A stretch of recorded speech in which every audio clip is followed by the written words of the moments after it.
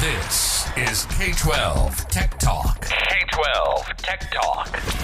The podcast by K-12 Techs for K-12 Techs. Real conversations, real arguments, and real banter on trending K-12 technology topics and issues.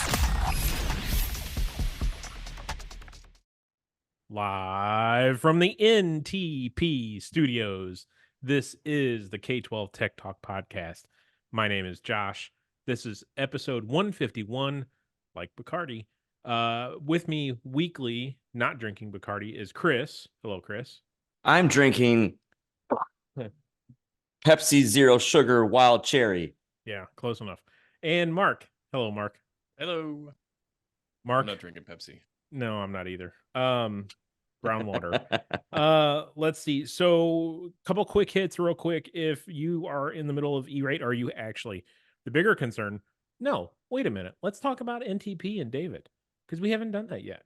They deserve being talked about. If you're in the market for an EDR solution, some 24/7 SOC monitoring with some of the nicest people you'll meet, give NTP an email. Give David an email. DREN, WREN, at ntp-inc.com. That'll be in the show notes as well. I received a text message from a guy named Ryan today who is using NTP's SOC service with SentinelOne. And he said, Josh, I think their customer support people are probably the nicest people I have ever communicated with over email in a trouble ticket. So if that is not, yeah, I know that's a statement. That's a statement. So if you were in the market for EDR service with SentinelOne, and it's not SentinelOne's bargain basement low tier service, it's the top tier SentinelOne package. And I've said it once, I'll say it again, under $50, under $49.99 a month. I'm sorry, a year per device. I do that every time. And I'm not talking $49.98 a year. Pretty good under $50 a year per device for 24/7 monitored SOC. Give David an email and ask to meet the nicest customer service people, technicians, according to Ryan. I think that's a pretty bold statement there. Wouldn't you agree, Chris? 1000%. So give David some love. Shoot him an email if you're in the market for EDR. I bet you he could save you some money and you would get a 24/7 SOC out of it. On to some quick hits. If you have not started your E-rate paperwork or your E-rate stuff yet, you need to be. They just released the 471 deadline will be in late March, like the 28th, I think, 29th, somewhere in there, which means the 470 deadline will be at the end of February. So you need to be getting your ducks in a row so that you can release some 470s and get those 471s released so you can get your funding. Chris, have you done your E-rate? I did my category 1 470s over Christmas break. Yep. And then I reconfirmed that I have completely spent every single penny, but like $200 on my category 2. And there's still 2 years left to go. There's 2 years left on this cycle. So I feel pretty good. Well, that's good. You just need a bunch of kids to enroll.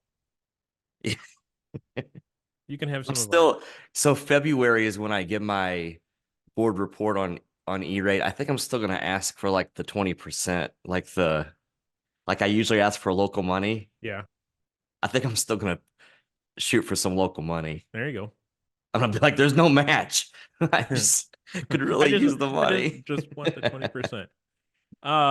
So yeah, get on the E-rate stick if you're not already. It's crazy that time is already here.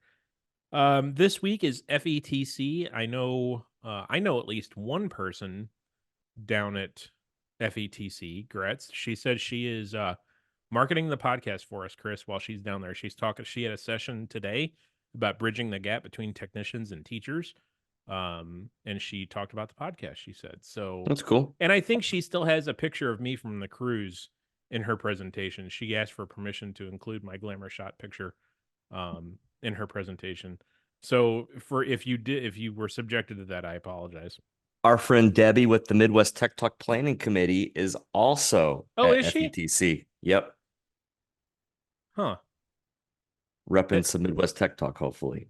So in the vein of FETC, Google has released a number of features that are coming to classroom, mainly classroom things. Of course, they're plugging Duet, their AI service, which is going to be an extra charge. But they are also touting enhancements like lesson plan sharing in Google Classroom, as well as teacher spotlight when recording videos. Unfortunately, for you poor school districts that don't buy up, you're out of luck. And I think we all knew this writing was on the wall that any new good features from Google were going to be in the paid tiers, and that's pretty much coming to fruition right now. So Mark, how do you feel about that, Mark? I know you guys don't always agree with this, but I think that it's fine to charge for functional components if the security components are free. Mark, do you guys buy up? We do. That's fine. Yeah. Yep. I like what Mark said. Yeah, I can agree to an extent with what Mark said. Yes. There's always gray areas, right? What's the extent here that you stop? It's I don't want to know. No, it's okay. fine. Let's All move right. on. All right. Let's move on. Hey, I got a little. Now I should probably look this guy up. When Google first came out with the Chromebook, I was at a conference and they're showing this crappy, plasticky, you could break it without much effort Chromebook, and all the techs are looking at each other and how's this thing going to change education? And Google was sending around evangelists. That was their Dude, title. I got one. You got one of those original ones? They delivered it to me for free. It showed up on my porch one day. Yes. I have a first edition Chromebook in my house. So maybe Google still has these people, but this guy was on the stage. Mark. Yes. Mark has one as well. Mark was probably a teacher then, though. This guy was on the I stage, wasn't. and I forget his name. I'm gonna try to look it up. Was it Guy Kawasaki? No. I like. But he was a Google evangelist. Yes. That was his title. Yes. And they taught and they preached and they went on and on about they're all in for K-12. It's free. They're just there for the kids. They're there for the teachers. They're there for education. And we thought wrong that they were different from your Microsoft, that they weren't the evil, that they weren't there for the money. So I still get ticked off when these features come out. They're like, well, now we got to charge. Yeah. Mark, does it power on? I don't know where my power adapter is. Definitely. I don't know where the power adapter is either, but I doubt it does. I'm surprised. This thing's actually pretty good. Yeah. For being 10, 12 years old. It was kind of boxy, but it worked. Yeah. Where was that at, Mark? Do you have that up on a shelf? Yeah. He's got it framed with all of his other memorabilia that he has when he was on the cover of that magazine. Playboy. Mark, you can't. Sorry. You can't say that. He can say it. And we're leaving it in. All right. Chris, let's take a quick sponsor break while our censors. Well, I'm all worked up about this Google stuff. Hang on. Let's let the censors want to come talk to Mark. Okay. So let's why don't you tell us about Rise Vision real quick? Yeah, we're hanging out with Rise Vision for another few weeks. Rise Vision, they can save you time with your digital signage in your schools and your classrooms. They have great templates, great content, fast support, and an easy way to go about purchasing. They can sell you software for your TVs, or maybe you don't have TVs in place already, so you want to buy hardware from them. They can help you with that. They're just going to be another layer. They're going to help you with communication challenges that you have within your school district and within your school's culture. So you can check out risevision.com to figure out how they can help you change up your school district's communication. Rise Vision. We have an interview coming up, I think, in like 2 weeks with Rise Vision. All right. It looks like the censors have left Mark. Unbelievable. Did they say they're sending a letter to your mother? I'm sorry. Yeah. I'll take care of it. Your mom's getting another letter. Surprised they didn't send you to the newsroom because we're to that point in the episode. Yeah, we need the little ticker sound. Mark needs to get his background. I don't have my background. I don't know. What Step on up here, newsboy Mark. All right. So we gotta. Where's the background? I don't know. I don't know. It's not on my account now. I don't know what's going on. All right, just pretend I'm in the newsroom here. I can't hear Stacy in the background. The news blotter lady. Oh. The first article, this just came out yesterday. What Stacy? Yeah, he's being rude tonight. We're gonna have to have a talk. Go ahead, Mark. First article, the mother of all breaches was just discovered or announced yesterday.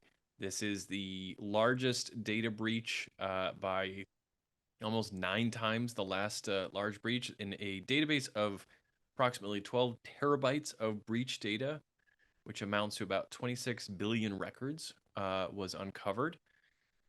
This is, and Josh and I were talking about this ahead of time.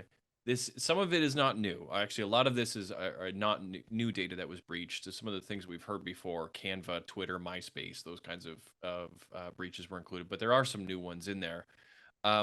There's a total of about 3,800 individual data breaches contained in this data set. So researchers are a little bit concerned about the amount of data all in one place and how that could be used for malicious purposes. Because you're saying there's breaches in the breach? Well, it's a collaboration of other data breaches. So some of them are new, some of them are not new. Some of them are, but they all basically got put into one giant database, and somebody is hosting that for everybody to see. So nice. Yeah. A little concerning about, should somebody take an AI model and start to train it against this giant 12 terabytes of breach data? What could that lead to? So fascinating thing. The Moab of data breaches. Speaking of data breaches, wait, the what? The Moab, mother of all breaches. Oh, you meant the desert. I was trying to draw No. a connection between a large desert and data breach. You had me really confused, Mark. Sorry, I won't confuse you again. Cybersecure 2024. Clever just released a cybersecurity report. I'm going to put it on the screen here because there's actually some really fun stuff in here. And by fun, I mean scary. You and your screen sharing. Yeah, you don't like it when I. Were you a teacher before tech? We've talked about this before. Yeah. So Clever did a survey of school districts and came out with a report. It's actually a pretty fascinating report. There's always been different cybersecurity reports that come out around this time of year, but there's a couple of interesting things that I thought were fascinating. Let me see. Oh, so my favorite one here on slide 10 is the perceived likelihood of cyber incidents versus actual cybersecurity incidents in the previous or next year. As you can guess, at the very, very top, most people feel, it's about 80% feel that phishing attacks are going to be the most prominent one, and they are correct with about 73% of actual cyber incidents involving phishing. I feel like that actual number should be 100. Why is that only 73? Well, that 20% of people who don't think phishing is happening, they're just not paying attention. Yeah, but the actual risk or the actual, I don't know. Like, that's a given. Like, I know that happens every day. Yeah.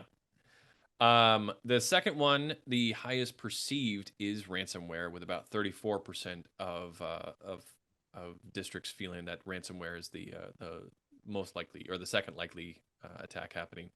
But the actual is around 10%. The third one, which I really do feel like this should be at 100%, is inappropriate access to or sharing of student data. 100%. Around 30% perceived, but only about 5% actual cyber incidents. That, I think, is an underreporting issue. Yeah. Mm-hmm. And then you go down to vendor data breach in number 4, other cyber attacks on different systems, district systems, DDoS attacks, brute force attack on logins, and insider threat at the bottom at 5% perceived likelihood and only 2% actual. I have lots of feelings about that. Yeah, I think a couple of these could be changed, both perceived and actual. Yeah. I think that vendor data breach deserves to be higher. Yep. because I think that's the new threat. I think that actually is probably more likely than ransomware attacks at this point. I agree. Yeah. And then the other one I'm going to scroll down to was page 18. You Is know, that the right one? they surveyed schools. I didn't get surveyed. Chris? Yeah, I think you did. You just didn't open. I was gonna say I would have I would have archived this bad boy. I'm gonna look. And then there's a multiple questions on MFA, and I'll skip through a few of them right now. But one is around what's your implementation status of MFA in your district? Back in September, hey Chris, we invite you to participate in Clever's second annual cybersecurity survey. Way. Oh, Thank you for our Chris. continued partnership. Are you kidding me? All right, maybe I need Sorry, to look so I can Clever. apologize to Clever. Well, this one is what's the implementation status of your MFA implementation? Only 16% are fully implemented across all applications and all users. Partially implemented, either not all users or not all applications, is the majority of respondents with about 61%. And I will say the scariest one here is no current plans to implement MFA is a full 7% Well, of districts. Qualify that. Like for who? None. No. I mean, they just have no current plans. No current plans. Yeah, that's scary. Okay, I apologize, Like, Clever. there's just none. I apologize, Clever. I have a habit of not clicking on emails that say win a $15 gift card. Right. Oh, yeah. Yeah. So These numbers are making more sense. Only like 100 people took the survey. This is the one that I wanted to leave you on. Probably a bunch of teacher turned techs too. Oh my. Well, on that note of teachers, Did you get a $15 gift card, Mark? I didn't take this one either. Yeah, right. I really didn't. I Ooh, apologize. $15 gift card. So, for the solutions you've implemented, what feedback have you received from teachers? And this is a graph showing all these different security measures and both positive, minimal or no, and negative. Oh. Would you guess that single sign-on is the most popular with over 75% getting positive feedback? And I don't know why you're getting some negative feedback on it, but there's a couple of percentages of negative feedback. The overwhelming majority negative is wild. With more. What do you mean I can only sign it once? The security measure with it looks like that bar is higher with the negative feedback than it is positive is MFA. Not surprisingly, but I'm actually surprised that 25% of teachers are very positive about MFA. Yeah. Those are probably the administrators or the IT staff, not teachers. Yeah. I'm surprised automated rostering wasn't the highest positive feedback. I agree. Yeah. Because that's been the number one thing that I think I've had the most positive feedback about was automated rostering. Yeah, more than single sign-on. I would think that for sure. Yeah. Absolutely. Yeah. I don't think my teachers really notice appreciate single sign-on. Yeah. Right. Yeah. I think that single sign-on, automated rostering, centralized directory, I mean, all of those things should be close to 100%. The little sliver of people who are really angry about those, they must be like live free or die people up in New Hampshire who just like get away from my rostering kind of thing or something. You know, I don't know. I'm not even going to say it. Never mind. Go ahead. Don't tread on my roster. No, I was going to say it was nice. It was fun. It was fun seeing the areas that we spent with the time that we spent with you in New Hampshire, Mark. Yep. At the conference. It was neat seeing those names like Nashua and places like that. It was neat seeing those names on the news this week. Not Nashua. Is Oh. that how you pronounce it? I don't know. What's wrong with your voice there? How do you pronounce it? Listen, do you know how much negative feedback I've gotten over the last week from various people that I didn't know listened to the podcast, but wanted to text me and just say, Illinois, is it? Nashua. So it is Nashua. Although I'm definitely going to get an angry email from somebody in New Hampshire. All right. Probably Pam, Neil, or Josh will email us now. Yeah. Speaking of Illinois, our last article comes from that neck of the woods. it is a really, really tough one to read, but the Chicago Public Schools is under a little bit of scrutiny after a report came out that they have lost over $20 million in electronics in 1 year. I bet you can guess the year that they're referring to. That is the 2020. 2021 2022 school year. So basically that school year after the pandemic first hit. Crazy And numbers you're about to read. some crazy numbers here. They spent a record $124 million on technology. So you don't quite know what that actually means, if that's normal or if that's above the norm. Yep. But they lost $23 million of that. Now, if you look at the numbers, they're not terribly off from what I've seen in other districts. That actually accounts for about 11% of all tech devices were lost or stolen. From talking with other districts, that's high in some places and it's low in others.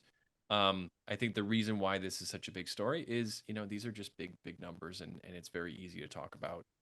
Because it was like the how big that is. equivalency of 36 of their schools not returning a single device, right? That was a line in there. Yeah, it was. And I think I think the other piece that I'm just trying to pull out from this news article is I think actually, and I definitely know that this is a pain point in my own district. A lot of this is just bad reporting. Yeah. Because you're asking schools to report on inventory numbers, and that time of year there was a lot going on. We had a tough time, even though we knew the devices are in the schools, getting schools to keep up with that inventory and maintain it. So I do think that a lot of this is really just kind of the nature of bad inventory reporting at the school level leading to Well, this. and I think that could be, shoot, man, that could be a whole podcast episode of, shifting that responsibility of that inventory. Yes, it is an IT function to have that inventory of devices in use, Yeah. but they're not, IT people are not in the classrooms every day. They're not in the libraries every day. They're not maybe not even in a building every day. So Yeah. that ongoing inventory integrity has to filter down to a responsibility of someone at the building. I'm super thankful we've got really good librarians helping us out, and they're assisting with that in our buildings. Otherwise, I mean, we just don't have the manpower for it. Because that was in that article as well, that they had a piece of software like a Visor, like even trim it down to some schools just use like a Google spreadsheet or your Follett Destiny or whatever. Yeah. It said that Chicago had something in place that they could have pursued the 60,000 devices, but it said they only went after like tracking on like 11. 11 or 11,000? 11. Oh my. Yeah, there's So again, there's some missing pieces there because I would say if they weren't using it to track, if that's real, that means someone didn't know that they were supposed to be tracking. Right. Like, or someone's not doing a great job at that. Like there's some missing pieces here. Yeah. Well, you know what? And I'm also going to play devil's advocate because we suffered a lot of the same challenges that Chicago did, where around this time period we're also struggling to locate and bring our students back. Sure. And when you've sent a device home with that student, I know at least within my district, the bigger concern was not the laptop, it was the kid and making sure that the kid is coming back and that they're okay and they're safe. So I think it's worth pointing out too, Mark, you bring up the finding the kid thing. The size and scope of Chicago public schools, they're bigger than you, right? Your district. Yeah, they're massive. And your district, you have a ton of kids that at the drop of the hat might go international, they go travel, see family in another country, spend a period of time in another extended amount of time in another country. Yeah. I can only imagine that is exponentially more in Chicago public. So yeah, tracking those kids, let alone the devices, would be amazing to me. I do remember the weekend when we decided to go remote the very first time for the pandemic. It was a Friday when we announced it, and then we had Monday in school to kind of prep. And I remember we sent a message out to principals to say send them all home. And there was a little bit of pushback from some folks saying, well, if we send them home, they're never going to come back in. Yeah. And it was just like, look, this is the cost of this of this issue. We just need to accept that there is going to be some loss. Right. The most important thing is making sure that on Tuesday that the kid has a device to get back into class. So, Yeah. And that Yeah. was some sentences in there too. There were some students that had like 5 Chromebooks assigned to them that they didn't get back. Well, that is exactly what you just said.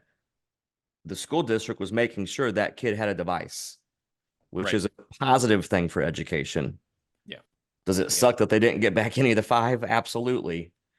But again, that was life. That's what we were living in. So Right. Yeah, it is unfortunate that, these are massive numbers and it's never a good look for a school district. But I think for all of us that went through this, we also recognize that, part of it was just the nature of the beast. It doesn't make it any better, especially that we're all taxpayers within our communities. Right. But this was the cost of the pandemic. This was part of the cost of the pandemic. So that's it for the news for this week. Josh, I'll turn it back over to you. I don't know why we got to be bagging on Chicago Public so much lately, Mark. unbelievable. I was the one I'm just defending them here, saying, "Hey, we all went through this." Mark, did you say there was something else about MFA in there, or was I confused? Oh, I'm glad you brought that up. So Clever did just announce they're going to have a roadmap webinar. So check your email, Josh. Oh, let me go look. You may have been invited to go to the roadmap. They teased that they part of their roadmap includes student MFA for this year. So it'd be I interesting to see did how they get handle it. invited today at 2:59. I got an email. I'll accept this. Me too. Reserve your seat, man. This is like live.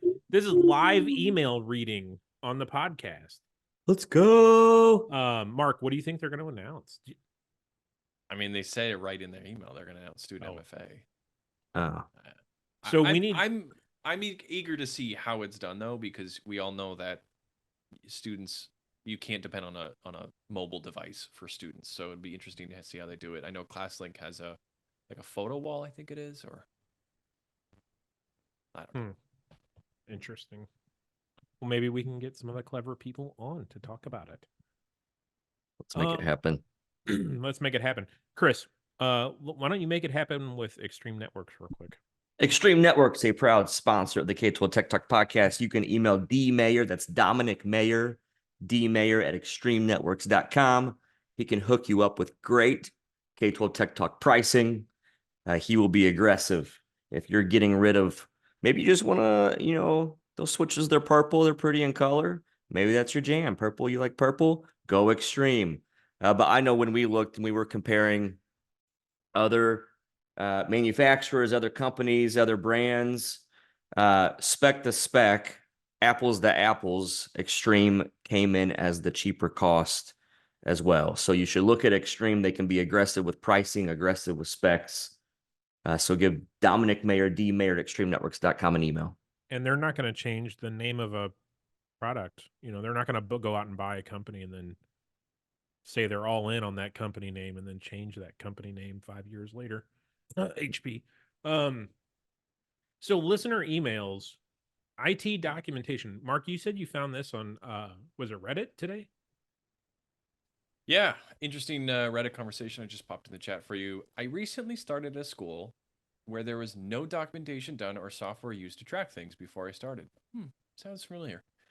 I would like to get something done or get something going, but I'm not sure the best option. Any suggestion on what to use? And so then there's a lively discussion of what people use, both for help desk portals as well as documentation. So I want to hear what you guys do. Mark, How do you write document stuff? Is this your email? Dear No, Eddie? I am not paleontologist pure 25 on Reddit. Oh. What's up? Hey, wait. Favorite dinosaur? Go. Stegosaurus. Mark? I don't have a velociraptor. I'm not. Ooh, that was mine too. Oh, Mark, we're dinosaur buddies. All right. Oh, how are you documenting outside of your ticketing system? What are you doing? I'll go first. Ooh, teacher, pick me. Mark, that's you. So, we went through this hardcore when I went to Alaska. Like how I worked in my Alaska trip there. There you go again. So we started a knowledge base, and with table of contents and all that fun stuff. Everything from, kind of day-to-day stuff, who to contact if internet carrier goes down, all the way to power goes out, UPS is squalling, you don't have a estimated time of restoration for power, you need to start shutting down the virtual environment, like step-by-step guides, how to shut down virtual environment.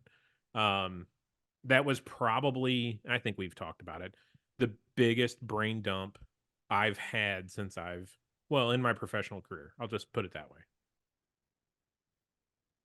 Chris? I would say, I'll tell you where we've been and where we're going. So we went Google Drive, ShareWay, Google Docs, Google Spreadsheets. You got some cool stuff in a notepad. Okay, save it, but pump it up into Google and we can share it with the whole department. That's fine. But we moved to IT Glue, which is cloud-based, but with MFA on it. And it's still shared. We're making our documents, we're making our spreadsheets, we're putting all that data in there. And that actually ties with other applications that we use within the tech department. So if we're working on a computer, we can tag a document to that computer. So if we're on our transportation server, and it always does this quirky thing that you have a document for, you can attach. IT Glue lets you say, here's the notes for that server. So you're not digging around looking for stuff. And we're moving to that. And that's a hard road to get everybody in your department on board, to put everything in there and to spend time doing it in such a language used in the document that anyone can read it and it makes sense. But we're trying. Cool. We're using, an off-the-shelf product, Help Docs, for our kind of document management. But the one product that I'm super, super thrilled about that we use is called IORAD, IORAD. There is a free version. It's very, very functional. And there's also a paid upgrade if you want a couple of additional features. But what I love about this thing is it's a tutorial builder. So you essentially, it's a Chrome extension. You do a screen capture and you kind of click through a screen or click through a system. And then you click stop at the end and it puts it into these really, really well done professional tutorials that users can click through as well. So instead of just a video tutorial, the user actually has to click through as if it's a live system or screen. Huh. Very hard to explain, but once you see it in action, it's amazing. Cool. And a funny thing is we found this because the founder of this, they were parents of kids in our district.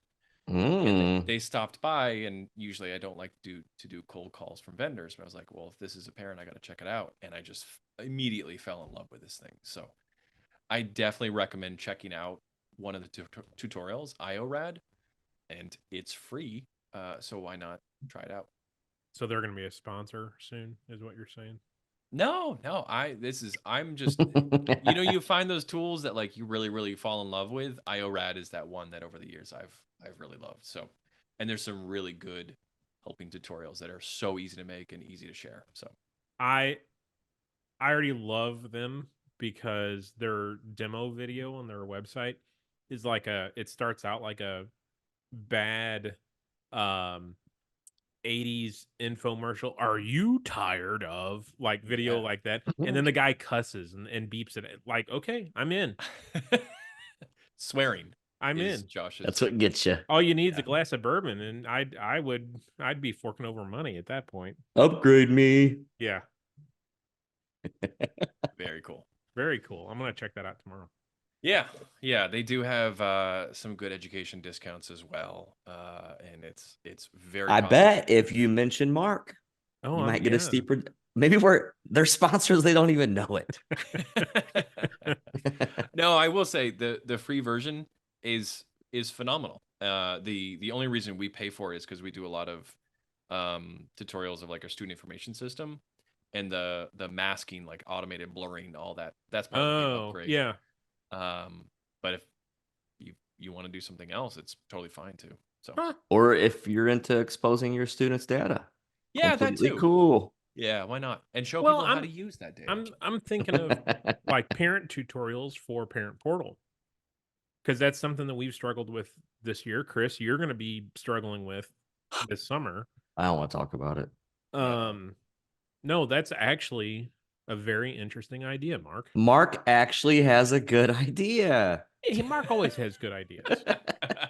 It's the former teacher in him. Chris, why don't you tell us about Fortinet real quick, and then we'll get into our final topic for the evening. Fortinet, a proud sponsor of the K-12 Tech Talk podcast for 2024. You can email fortinetpodcast@fortinet.com. Chris Illingworth sent me a nice looking PDF, and you can print it out, of all the Forta products in these nice columns that explain to you what they're going to be good for at the different levels of what you need to be paying attention to in your school district. So Fortinet is more than just a FortiGate. Check out their other stuff too. Did he add the Forta potty? It was not on there. I hand wrote it in I think you need to scan that and send it to him. and put it in a new column. Yep. Everyday use. Okay, so our final topic tonight, I don't know if you guys, I know Mark saw it because Mark and I talked about this. Chris decided to skip our planning meeting this evening. The new National EdTech Plan was released by Department of Education. Was it this week or late last week, Mark? I don't remember. And Mark has spent hours, like I think he took 3 days off of work to do this. He's read through the document. He has highlighted things, post-it noted things, has revisions to suggest, but he is here tonight to talk about the National EdTech Plan and digest it for us. All right. So the National EdTech Plan has come out. This is a plan that the Department of Education is in charge of maintaining, and they have updated it every few years.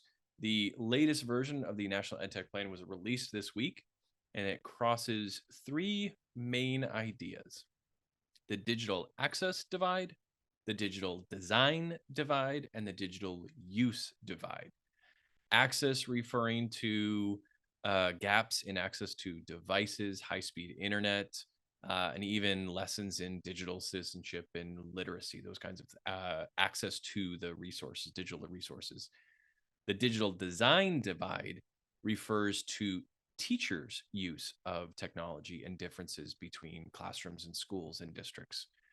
So this is really around how do you make sure that teachers are effectively using technology. And then the digital use divide, which is my favorite, is really around the differences of how students are using technology. Some using it to create, design, explore, and then others are just doing worksheets in online form. So those are the three major themes of it. It's well over 100 pages long, so it definitely takes a little bit to digest. But there are a few different kind of key takeaways that we pulled from here that we wanted to share with you tonight. Before I get into that, though, Josh or Chris, any thoughts on the access, design, and use divide? I think it's interesting that I keep coming back to this idea of meaningful use with students, not just putting a device in front of kids, and more or less being a babysitter or a screen waster or time waster, that they're actually doing meaningful work. They're not doing electronic spreadsheets. They are creating things. They are getting outside the box of the normal instruction and learning in alternative ways. And I think this report hits heavily on that the Chromebook really should not just be a pencil. It should be another whole big modality of opening up doors and windows on different activities. Yeah. Well, and even, part of it is when you say the Chromebook shouldn't just be a pencil, there are a lot of kids that aren't even using it for that purpose. They're just using it to just watch videos or consume or answer worksheets. So interesting report. Chris, any thoughts before we get into it? Well, before we get into this, what am I supposed to do with this? So does my state just take this bad boy and then figure out goals that I'm going to follow locally? Chris, or should I be like eating this thing up and like applying it to my life? It's Missouri. We might set it on fire in Missouri or ban it for some reason. So do I care? I think I think you should care. I think there's pieces that you could apply to your own technology plan. And again, I'm going to fall back to that meaningful use thing. I guarantee there are Chromebooks in each of our districts that are not being used meaningfully. And to me, that's a waste of time and money, honestly. Well, Chris, interesting you say that, because a big message in this was that it's not the tech director's responsibility for this plan. It is the superintendent and the Preach. principals and the teachers. Preach, Mark. So yes, Okay. Chris, you should care, but what's more important is that everybody in your district cares. I like that. Yeah. All right, hit me with them. All right.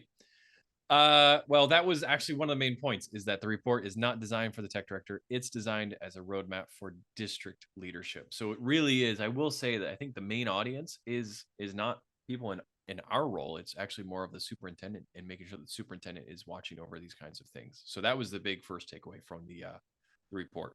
Share this with your superintendent. Share this with your principal.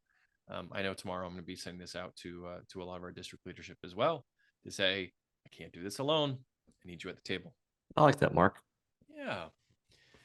Going back to what Josh had mentioned around the distinction between those who create and design, they use this phrase called passive technology, which I really like. And it's around, this use of students just sitting in front of a screen and watching something, or clicking buttons, or doing, memory exercises, and it's really moving towards how are you using this technology, this device, this interactive whiteboard, to create, to design, to build, and explore. So I thought that was a very big theme throughout the report, is around moving from passive to active use of technology.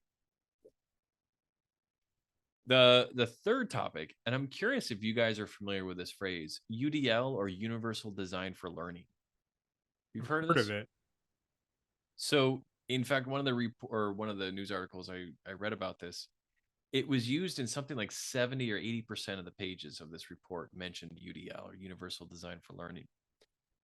It started out as a term within special education, has since moved towards instructional design.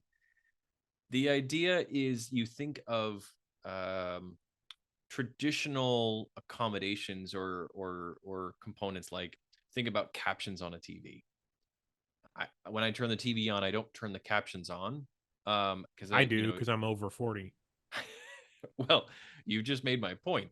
But captions are, you think of captions, or most people think about captions as somebody who is hard of hearing, or who needs captions to be able to see what is being said. But really, they make the point around the captions have a lot of value for everybody. For language learners, for people who are working out in the gym and they can't listen to it, for people who are like Josh, over 40.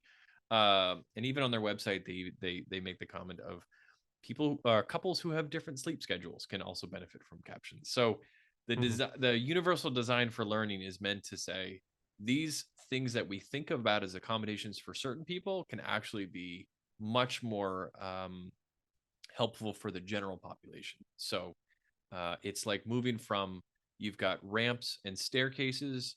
Well, why don't we just look at a ramp as being universal, that everybody can access and use that? And so what are those things that you do that within your classroom? And I think that can apply to many, many different things in technology or components. I like that, Mark. Yeah. I didn't make it up. I just read it.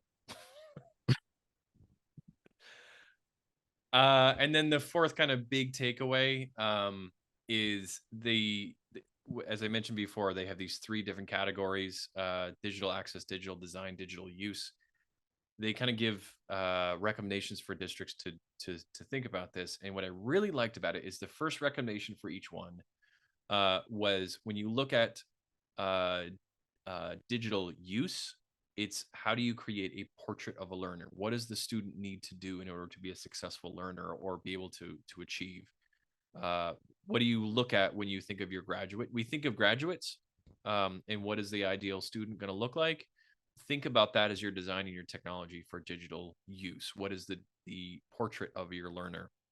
When you look at the digital design, which is really focused on teaching and teaching practices, what is the portrait of your educator? What do you want your teachers to do and be able to do with technology? And then the last one around digital access is your portrait of the learning environment. I like this the most, because it allows you to take all the stuff, the devices, the hotspots, and the wireless access points, and says, let's take a step back and look at what does your classroom look like, both physically and online.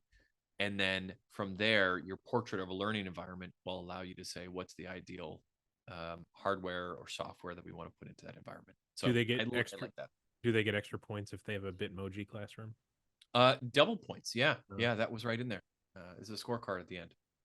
A Bitmoji. That was all the is rage. the National EdTech Plan. Like I said, it's very, very long. There's a lot to digest, but those are kind of the highlights of it. Chris, Josh, takeaways, thoughts? Do I change your mind, Chris? Yeah. I think it's worth looking at, Chris. And like Mark said, the portrait of the learner at graduation. What do you want those learners to be or look like? What skills do you want them to have? And then working backwards, how do you help them get those skills? Okay, so kind of non sequitur, kind of fits, kind of not. We're ramping up for state assessment. I just made a PO for 250 mice for a building because they want their kids to use mice on the state Do you say assessment. mice or do you say mouses because it's an object? Mice. And I was having a conversation with the superintendent yesterday because this is our intermediate building, 4th, 5th, and 6th grade. These kids have likely never touched a mouse. So are we doing them a disservice by buying this device, throwing it at them a week before testing and saying, get used to this device because you're going to take it or you're going to use it on the state assessment, but you've never touched it before in your educational life. I think that could go hand in hand with that. Is that a skill that we want these kids to have when they graduate? Likely. But the likelihood is they've never touched one because they're all that term digital native, which I hate. But they're digital native from the aspect that they've been using a phone since they were 3 months old, or an iPad since they were in a restaurant and couldn't be quiet. They don't know how, they haven't been exposed to other types of technology, like physical technology like that. I don't know, kind of non sequitur. Yeah, you really chased the rabbit there. Man, I've been chasing rabbits, Chris. Well, this is why I'm gonna chase it with you. Okay. My youngest daughter has used an iPhone all of her life, an iPad all of her life, an Android device all of her life. We got like a Barbie tablet. We got all the goods. And then she goes to my school district and I give her a Chromebook with the touchpad and the keyboard. And it like blows their minds. Like they do have to learn the stuff, whatever. I think you're saying, Josh, that we should be doing touch all the way down to kindergarten. That is 100% opposite of what I'm saying. Touch is a gimmick and stupid. Yes, Chromebook manufacturers, I said it. What about the digital natives? I hate that term. That's what they know. That's what they have. They might be digital natives because they've grown up with it. They don't know how to use it appropriately. Okay. You sound like a person over 40. I was going to say an old cranky man that really thinks a mouse is still relevant. Absolutely. That's what you sound like. You jerk. We're always going to use mouses. Well, on that note, while you were all talking about some things I wasn't paying attention to, I looked up mice versus mouses, and apparently both of them are correct, although mice is the more common one. So because it's corrector. I'm good luck with buying all of your mouses, Josh. Yeah. Silliness. I do like the phrases you gave me, Mark, from this tech plan. I should probably read it a little bit because it did remind me, like back in like 2010, I had picked up some video or something about the 2020 vision about prepping kids for the year 2020. That was our strategic plan. Our strategic plan was Vision 2020. So at previous school district, that was what I went around preaching, teaching too. Like, we got to think about these kids. We got to prep these kids. Think about the jobs that don't exist that they're going to be going after and all that kind of stuff. Well, it's 2024 and I don't have like a jam like that anymore. Like we've kind of hit since COVID, since 2020 passed, we've just kind of hit like, this is what we do. This is the tech program we offer. There's not like this like vision thing of the future. I don't have it. I think I've lost it. I've gotten content.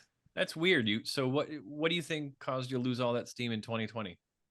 I think I don't know. Just fine. Things were going just fine in 2020. I don't know what happened. Didn't you have a kid? Sure. No.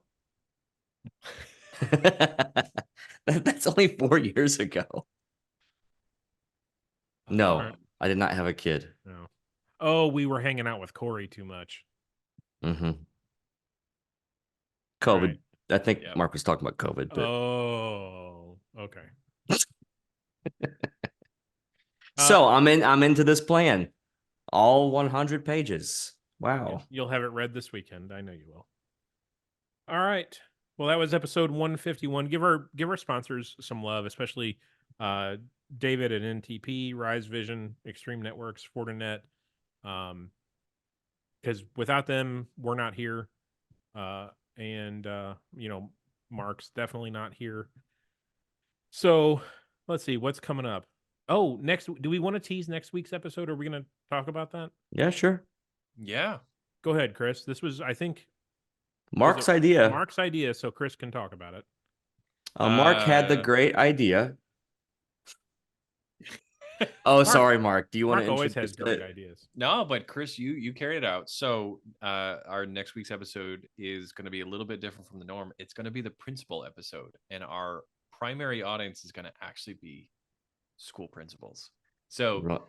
we've asked a few different places, private forums and public forums, what advice would you give to a school principal, to your principal, or to a school principal, how to better work with your tech team or technology?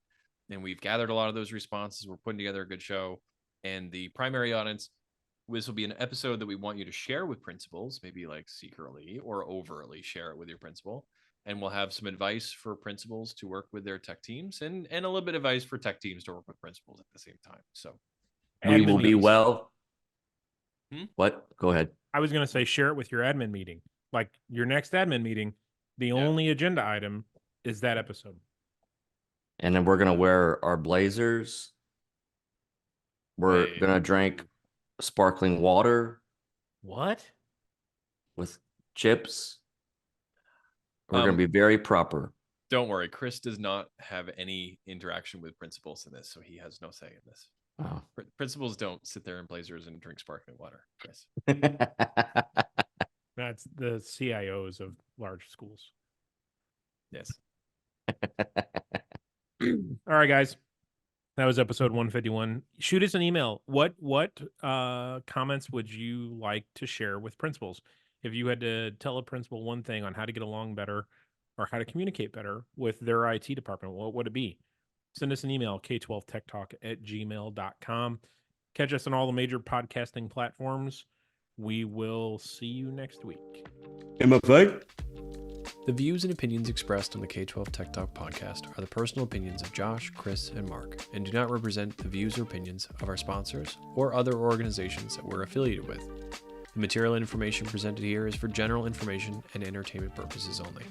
Thanks for listening, and we'll see you next week.